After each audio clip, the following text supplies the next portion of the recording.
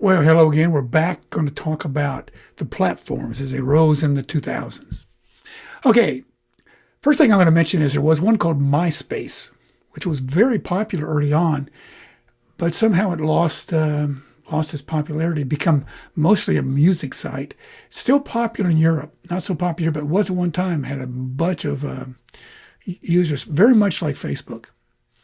However, Friendster is one we're going to talk about in a second. That was the one that was sort of the progenitor of Facebook. In fact, they sued Facebook. The Friendster people sued Facebook when it created, because it was doing exactly the same thing that Friendster was doing. So Facebook came into play around 2005, 2004, 2005. It was limited just to Harvard University originally, then to EDU sites, and then to everybody. And now it's got millions of people. YouTube came along as a video sharing site, and now it is the master of video. There are thousands of videos being uploaded to YouTube on a regular basis. And Twitter came along, and it's a little bit different kind of operation than the other ones. Some of the other ones have now adopted what Twitter did, but Twitter was one of the first ones that actually didn't make you log in necessarily unless you wanted to see your own stuff. But you could still visit and see the news and see what everybody else was talking about with Twitter initially. Now, of course, Twitter is now called X. But okay, let's take a look at this first one here. This is Friendster. No, I'm sorry. This is 6 Degrees of Social. I forgot I had that one on here. This is 6 Degrees. Remember, you ever heard of that game, 6 Degrees? That the idea started with Kevin Bacon in so many movies that everybody who's watched all the movies are 6 degrees from him. You can, name 6 movies and you'll see. Anyway, but the idea was that you're connected to people throughout the entire world through 6 degrees. I know this person knows this person, knows this, blah, blah, and then that's why I had my network. That was what their sort of premise was. They started in the late 90s, and they went into business about 2001. They just, it didn't work that well, okay? So they were in business for about 5 years until they went out of business. And here's what their website looked like. And you see they're all about connections. For instance, an online community that connects people through networks of friends for dating or making new friends. That was the whole point of the site, which is the whole point of web. That became the whole point of Facebook as well. So you make new friends, you help friends create your own personal and private community, et cetera, et cetera. Take a tour, testimony. That was a website, which may or may not still be up. I haven't looked for a while to see if it's still there. But they were in business in the early 2000s. Facebook ran them out of business, basically. Here's a web page from MySpace. It lets you share photos, journals, interests with your growing network of mutual friends. It was very much like what we do now. But like I said, it just kind of lost its interest, and it became a site where people would try out new music. And that's sort of what they still do now. Like I said, they're still popular in Europe. They're just not popular in the United States anymore. You can still get an account there if you want to, but there's not very many people on it. And then here's the Facebook. That's what the original name of Facebook was, the Facebook. The original point was to be a directory of people at Harvard University. That was the whole point that Zuckerberg was interested in. But it became much more than that, of course. And you can see at this point, it had all of these new members. These were all universities because it went from being Harvard, limited to the Ivy League, and then limited to just universities, and eventually everybody. But it was the Facebook, okay? And then Twitter, it was a global community of friends and strangers answering one simple question: what are you doing? People would put up, I'm eating lunch, and I'm having a hamburger and French fries. They didn't know what to say. They just would say, here's what I'm doing.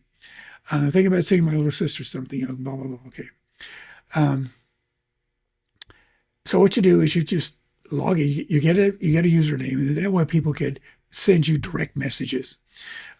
If you didn't have an account, they couldn't send you direct messages, DMs.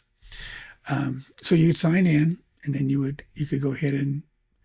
The difference was originally they only limit you to 140 characters. That was a link. Now it's 280, or it may be more than that now. I haven't used it for a while. Now, I'm going to go a little bit deeper on this Twitter because it's one that has been very popular. Um, and I'm going to show you, talk about that airplane in the water there too. But anyway, Twitter is often referred to by the computer people as microblogging. Microblogging that allows users to update their messages in 280 characters or less originally. Now you can, the way I use Twitter X is to get news. I will follow large news like Washington Post, the New York Times, Guardian, Chicago Tribune, LA Times, all the newspapers. I will follow them and get news faster that way.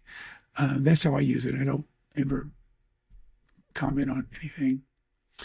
It's very difficult to monitor this. Some people want to, government wants to sometimes.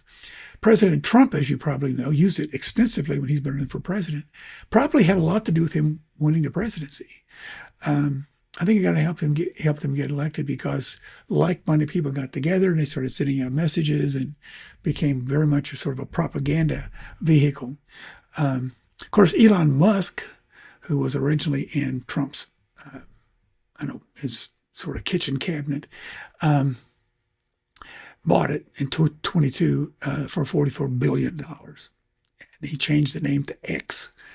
And he changed a lot of the policies and he changed sort of the general idea of what it's like. It's not like it used to be. I don't know if it's worse or better. It's just different.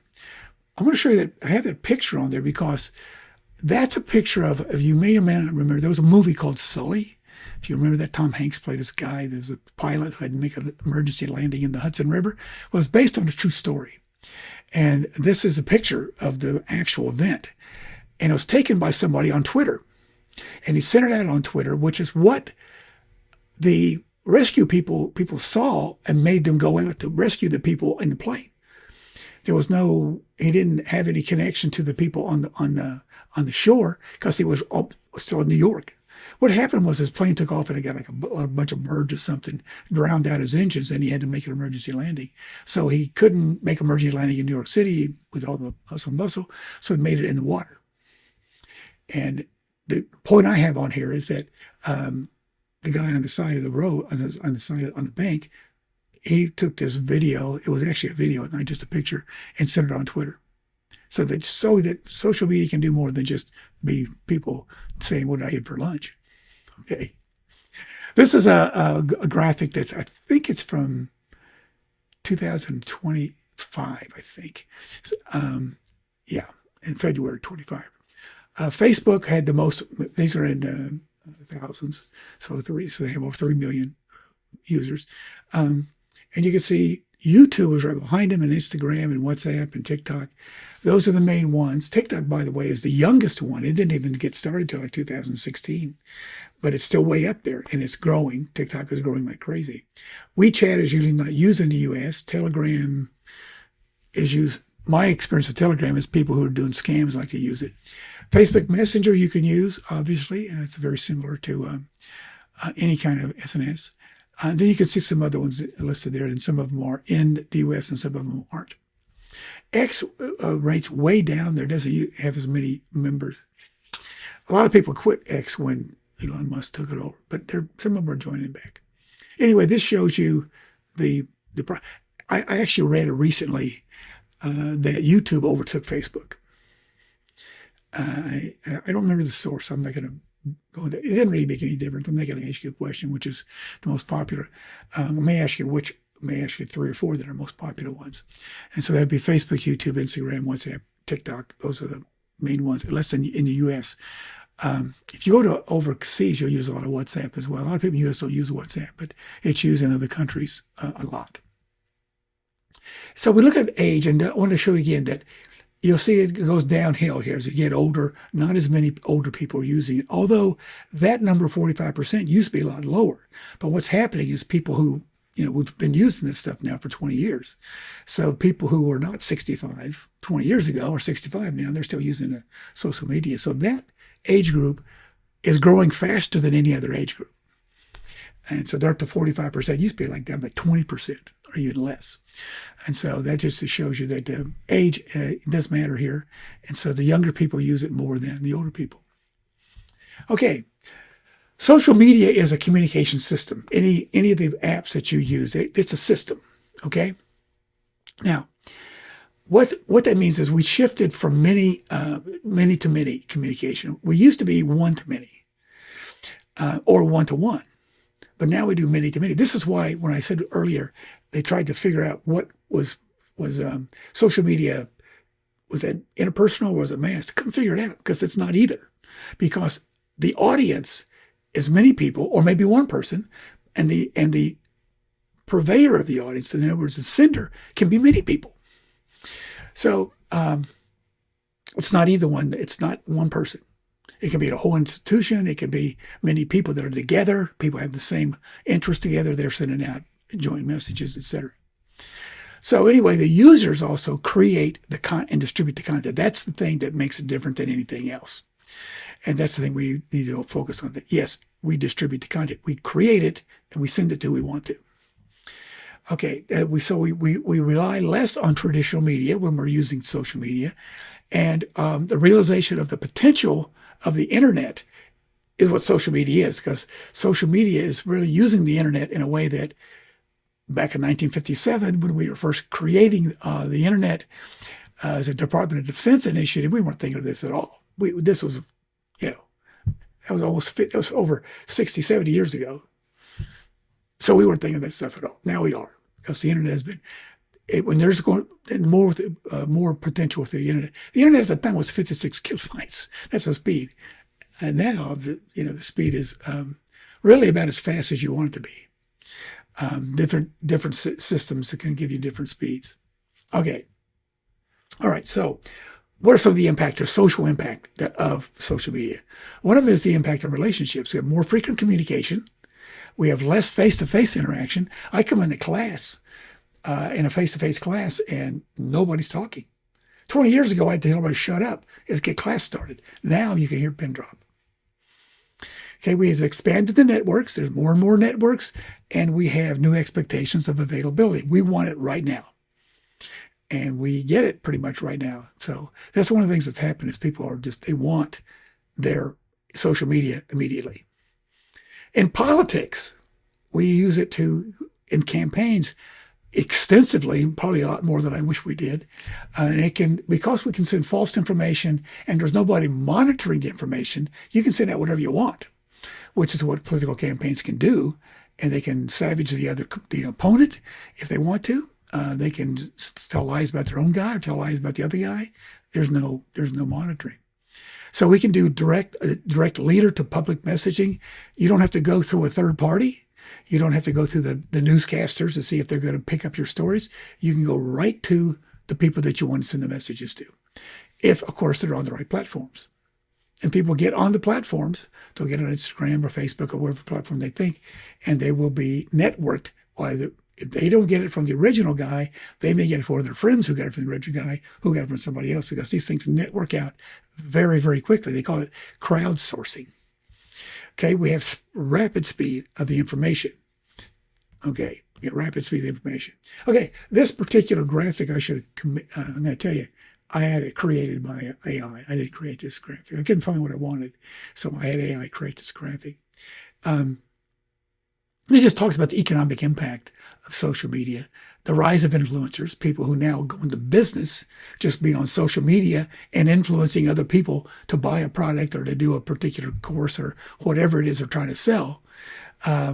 They market everything through social media.